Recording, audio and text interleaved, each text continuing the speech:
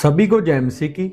आज चर्च में एक वर्ड सबसे ज़्यादा यूज में आता है, सबसे ज़्यादा चर्चेज में एक वर्ड ये यूज होता है, वो है अनॉइंटिंग। कई लोग कहते हैं कि वो प्रचार का बहुत ज़्यादा अनॉइंटेड है। काफ़ी लोग कहते हैं कि तेल लगाने से, ऑयल लगाने से अनॉइंटिंग मिलती है। तो आज हम अनॉइंटिंग के ऊपर बात करेंगे कि असल में अनॉइंटिंग है क्या। हम बाइबल के अकॉर्डिंग देखेंगे बाइबल अनॉइंटिंग को कैसे डिफाइन करती है। क्या अनॉइंटिंग सिर्फ एक फीलिंग है या सच में कोई रियलिटी है। तो मैं आपको बताना चाहता हूं कि अनॉइंटिंग के ऊपर काफी सारे मिथ बने हुए हैं। आज हम अनॉइंटिंग के ऊपर जो भी मिथ बने हुए हैं उन मिथों को तोड़ेंगे और बिब्लिकली फाउंडेशन के ऊपर हम अनॉइंटिंग को अंडरस्टैंड करेंगे। बिब्लिकल डेफिनेशन के अकॉर्डिंग, बाइबल के अकॉर्डिंग हम देखेंगे कि असल में अनॉइंटिंग है क्या। अगर मैं आपको बताऊं अनॉइंटिंग शब्द की ट्रांसलेशन सिंपल शब्दों में अनॉइंटिंग का क्या मतलब होता है। Anointing mean to apply oil to rub. Anointing का मतलब होता है तेल लगाना और किसी चीज को अप्लाई करना। और अनॉइंटिंग जो शब्द है वो हिब्रू में है मसक, जिसका मतलब होता है किसी चीज को लगाना। एंड ग्रीक में इसके दो शब्द हैं। ग्रीक में अनॉइंटिंग के लिए दो शब्द यूज हुए हैं। पहला है कैरियो, जिसका मतलब होता है टू अप्लाई, टू अनॉइंट, जो एक्शन को दिखाता है कि किसी चीज को रब करना, किसी चीज को लगाना, मसलना। और एक और शब्द ये यूज हुआ है वो है क्रिज्मा, जो एक नाउन की तरह यूज हुआ है। तो मैं आपको बताना चाहता हूं कि पुराने नेम में जब हिब्रूज में हम पढ़ते हैं, हिब्रू लैंग्वेज में, तो अनॉइंटिंग शब्द का मतलब है टू अनॉइंट, किसी चीज को क्या करना, रब करना। और ग्रीक में अनॉइंटिंग के लिए दो शब्द यूज हुए हैं। पहला है कैरियो, जिसका मतलब है जो एक्शन है, जिसका मतलब है किसी चीज को लगाना और रब करना, अप्लाई करना। और दूसरा जो शब्द यूज हुआ है वो क्रिस्मा। क्रिस्मा दिखाता है एक नाउन को कि ये अनॉइंटिंग कोई चीज है। तो मैं आपको बताना चाहता हूं कि मैं ये चीज बताना चाहता हूं कि जो पावर होती है वो ऑयल में नहीं होती। पुराने नेम में हम देखते हैं कि जब भी राजाओं को, भविष्यवक्ताओं को या काफी लोगों को अनॉइंट किया गया तो उनके ऊपर ऑयल उड़ेला जाता था, तेल उड़ेला जाता था। तो मैं आपको बताना चाहता हूं ऑयल में कोई पावर नहीं है। ऑयल सिर्फ एक सिंबल था कि गॉड उस व्यक्ति को चुन रहे हैं और गॉड ने उस व्यक्ति को सेट अपार्ट किया है, बखरा किया है। ऑयल एक सिंबल था आउटर अपीयरेंस के लिए, एक बाहरी सिंबल था, बाहरी चिन्ह था। असल पावर जो थी परमेश्वर के आत्मा में थी। असल पावर जो है परमेश्वर के आत्मा में है। ऑयल सिर्फ एक सिंबल था। तो मैं आपको बताना चाहता हूं कि जब हम पढ़ते हैं पुराने नेम में, बाइबल में जब हम अनॉइंटिंग के बारे में पढ़ते हैं, जैसे किंग्स को 1 सैमुएल चैप्टर 16 वर्स 13, पहला सैमुएल उसका 16 की 13 में हम पढ़ते हैं कि दाऊद के ऊपर क्या उड़ेला गया, तेल उड़ेला गया और परमेश्वर का आत्मा उस पे था।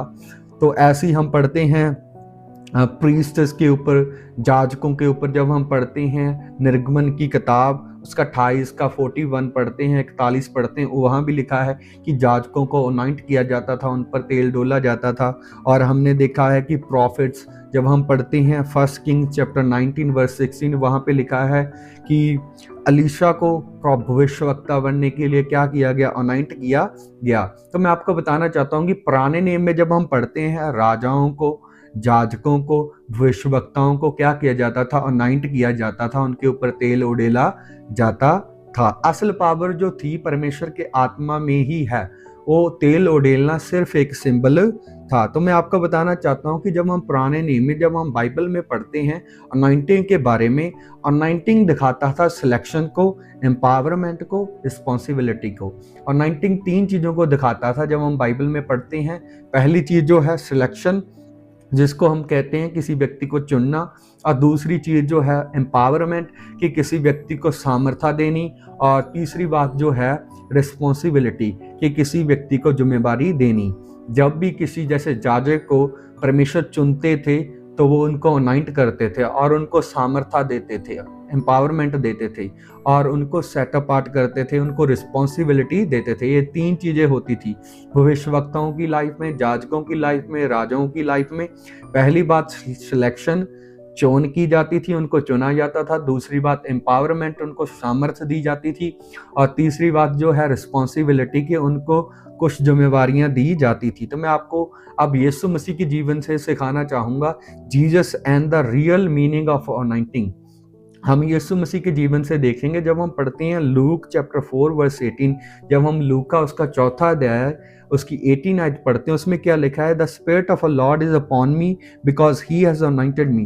जीसस क्राइस्ट, यीशु मसीह यहाँ पे कहते हैं कि परमेश्वर का आत्मा मेरे ऊपर है और उसने मुझे अभिषेकित किया है। आप यहाँ पे नोटिस करें कि ऑयल यीशु मसीह के ऊपर नहीं डाला गया, जो क्या है, Holi spirit himself is anointing.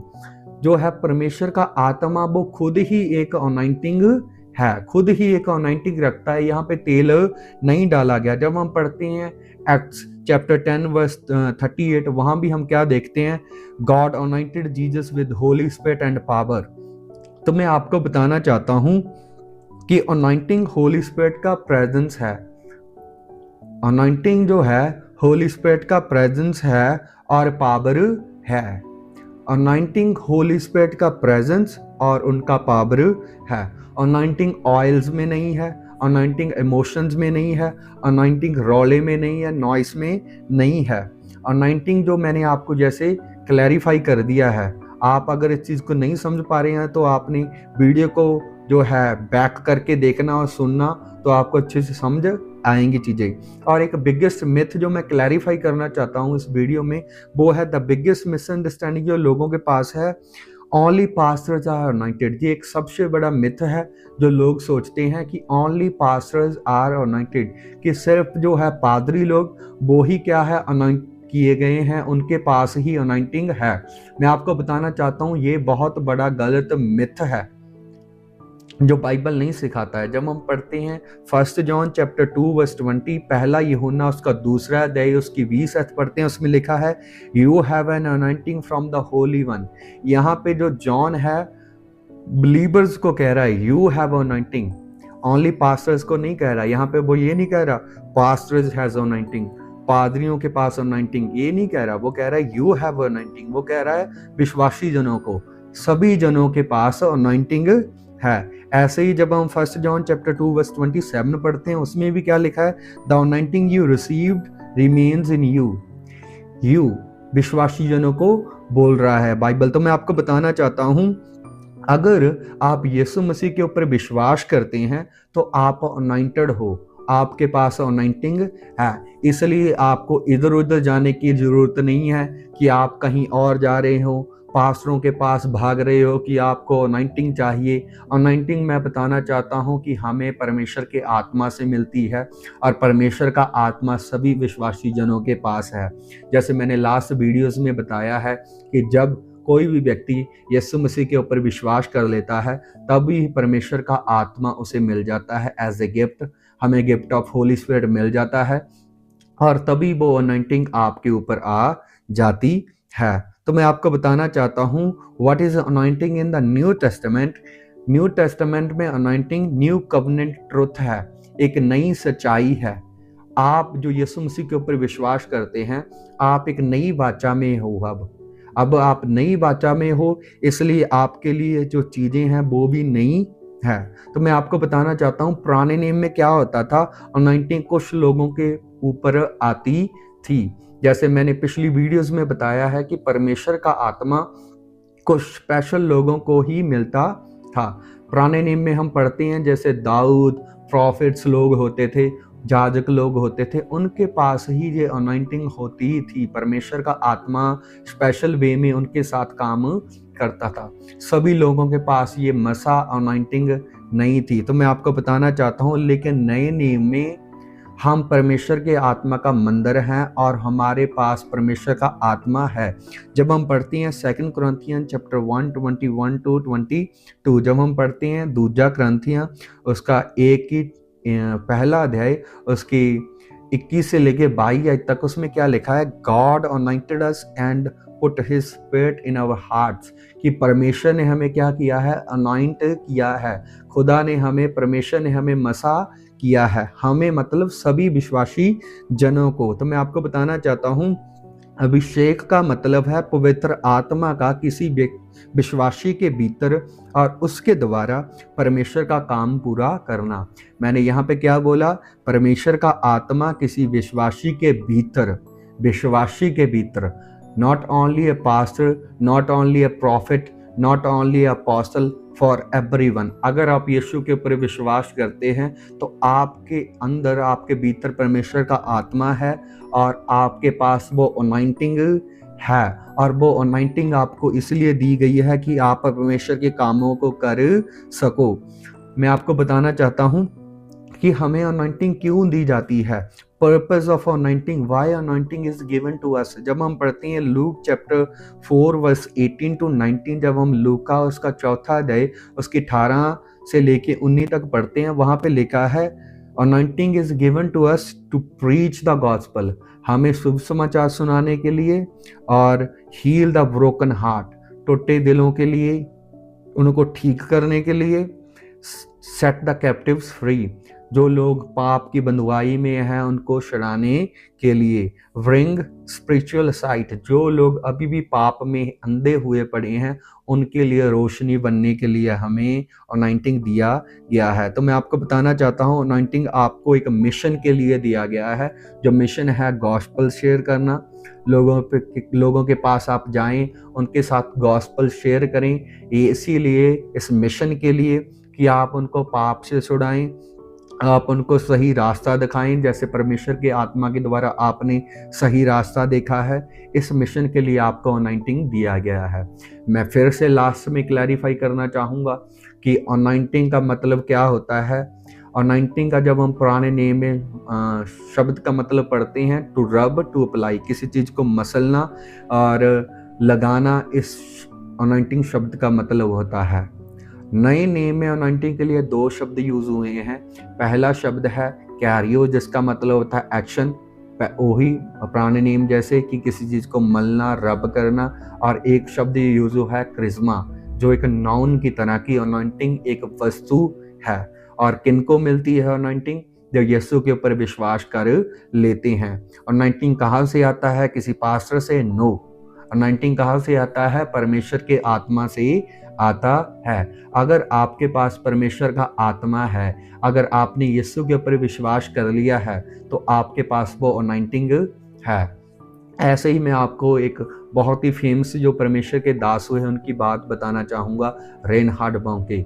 उनके पास ऐसे ही काफ़ी लोग आते थे, जब वो देखते थे कि ये दास बहुत ही हाई लेवल पे काम कर रहे हैं, बहुत ही रूहों को बचा रहे हैं, बहुत ही बड़ी रिवाइवल को लीड कर रहे हैं। काफ़ी पास्टर्स उनके पास जाते थे कि हमें आपकी अनॉइंटिंग चाहिए, हमें आपकी अनॉइंटिंग चाहिए। और उनका एक ही रिप्लाई होता था कि यू हैव अनॉइंटिंग। अगर आप यीशु के ऊपर विश्वास करते हैं तो आपके पास अनॉइंटिंग है।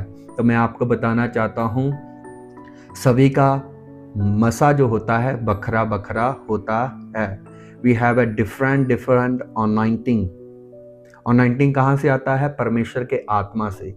जैसे अलीशा के बारे में मैंने बताया कि उसको प्रॉफिट बनने के लिए मसा किया गया है, उसको जाजक बनने के लिए मसा किया गया है, उसको एवेंजलिस्ट बनने के लिए मसा किया गया है, उसको हीलिंग मिनिस्ट्रीज लीड करने के लिए मसा किया गया है। तो मैं आपको बताना चाहता हूँ विश्वासी जनों, आपके पास भी मसा है, लेकिन आपने रिकॉग्नाइज करना है कि आपको किस चीज़ के लिए मसा किया गया है। मसा मैंने बताया कि हमें परमेश्वर के कामों को करने के लिए मसा किया गया है, लेकिन सभी के पास एक पर्टिकुलर जॉब होती है जो परमेश्वर ने उनको दी होती है।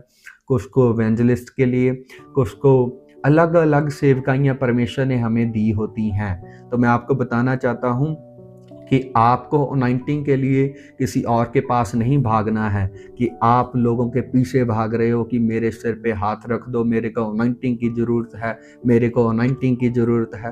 तो मैं आपको बताना चाहता हूँ कि ये झूठ है। अनॉइंटिंग परमेश्वर की आत्मा की तरफ से है। परमेश्वर का आत्मा हमें अनॉइंट करता है, और आपके पास, अगर आप यीशु के ऊपर विश्वास करते हैं तो आपके पास अनॉइंटिंग है। नवे नेम की कलीसिया के पास, हर एक जन के पास अनॉइंटिंग है, बस आपने रिकॉग्नाइज करना है।